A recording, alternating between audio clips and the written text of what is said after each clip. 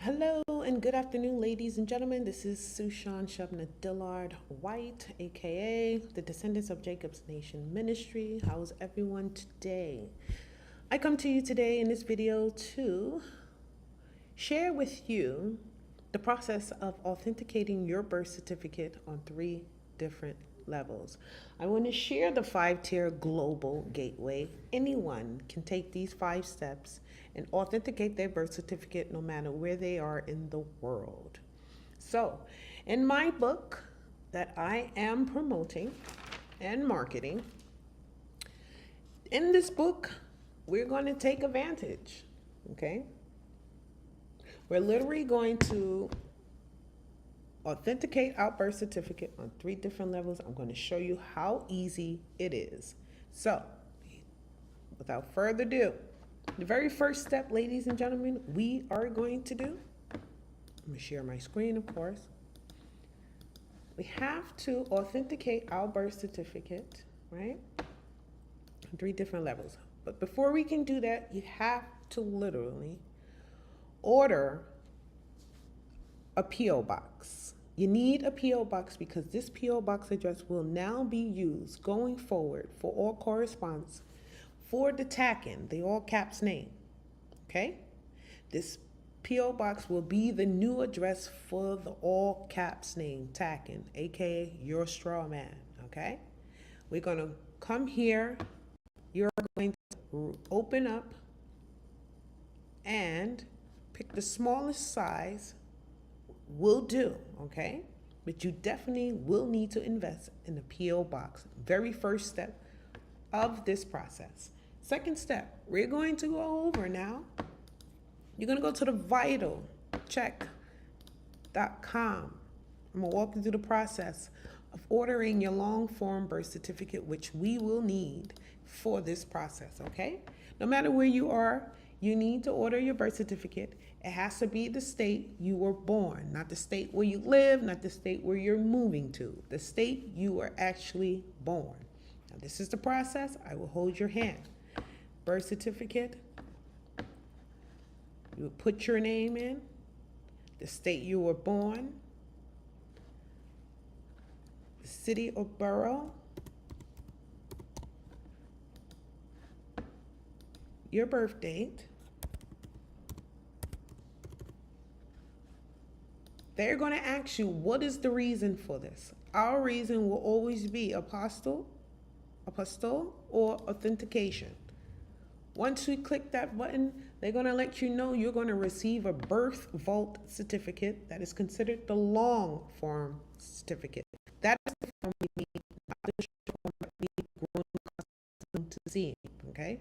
So after step 2, which is ordering your long form birth certificate, we are now going to go over to this website where it has the non-Hague or Hague countries. Now, what is that exactly? It's a list of countries that are not under the jurisdiction of the United States Corporation, okay? They're out of the jurisdiction. Our birth certificate being authenticated in any one of these countries is what we need. Why? Because once again, it is not in the jurisdiction of the United States Corporation. So you get to choose whatever country you want from this list. Today in this example, we're going to use Kenya, okay? After you choose your country, you will go over to your state's website, okay? Every state have their own website where we can authenticate our birth certificate, where they have the application and the steps to follow. We have 4 steps to follow. The very first one is to obtain the actual certificate that we want to authenticate, which would be our birth certificate. The second step, it says, please have the documents certified by a New York State official or county clerk. Now, ladies and gentlemen, pay attention. When your birth certificate is sent back to you, you will get a letter and your birth certificate.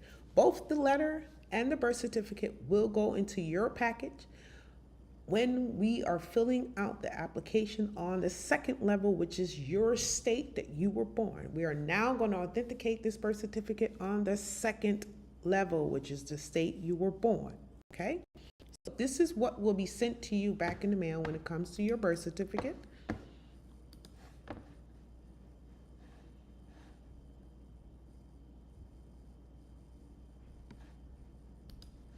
this is what the letter looks like. This will be attached, well, this will be in the package with your birth certificate. You would take this document along with your birth certificate. You will head back over to here. They said to have it certified. It's automatically certified, ladies and gentlemen, when they send it back to you. This letter here is certified by the county clerk who signed it, okay? This is the first level of authentication, very first level on the county level. So automatically, this letter authenticates your birth certificate. You would take this birth certificate along with this letter of, okay, authentication from the county level. We'll go back to the application. We're now going to fill out the application in regards. This is the New York State application, okay? I'm going to clear this up so it can be nice and clean so we can do it together. Now, the very first line, country where your documents will be authenticated. I chose Kenya. Whatever country you use, that's where that will go, okay? Requester's name will be yours. The address will be what? Your P.O. box. That is the new address for the tack-in, the all caps name, aka the straw man. That P.O. box is their new mailing address, care of, okay? This is care of the straw man. Meanwhile, that P.O. box is the new address. Just want to make that clear again. It is not your current address. It is the address of the P.O. box where this information will go.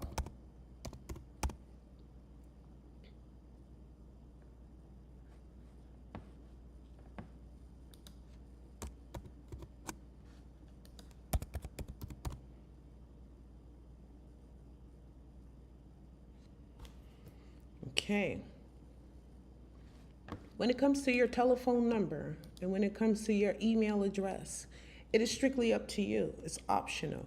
Now, if there's an emergency, it's good to have that information there. However, it's completely up to your discretion, okay?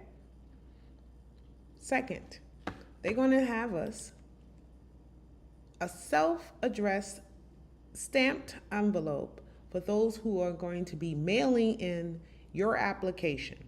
Yes, you need a self-addressed stamped envelope. What it looks like, what does it mean? I would like to show it to you because I want to show you another part.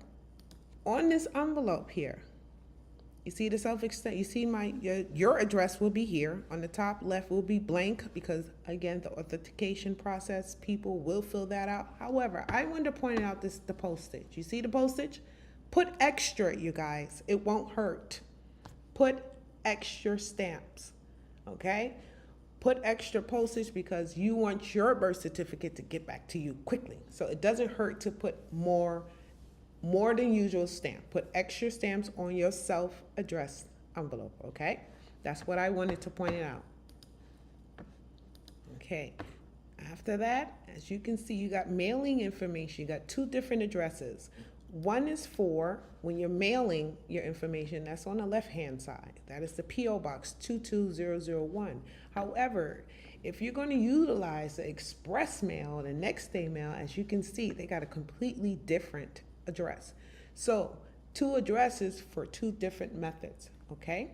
Don't get that mixed up. We're going to move on down to the number of copies. You can order as many copies as you like. Just make sure that the amount that you are ordering matches the amount of money. So if I'm getting one, that equals $10. If we're going to get two, it equals 20. If you're getting three, 30, and so forth, okay? Form of payment. We have three different options: credit, debit, money order, or a check. I personally like to use money orders. Money orders, to me, allows me to keep track of all of my biddings or working, whatever I am doing. That is like proof, paper trail.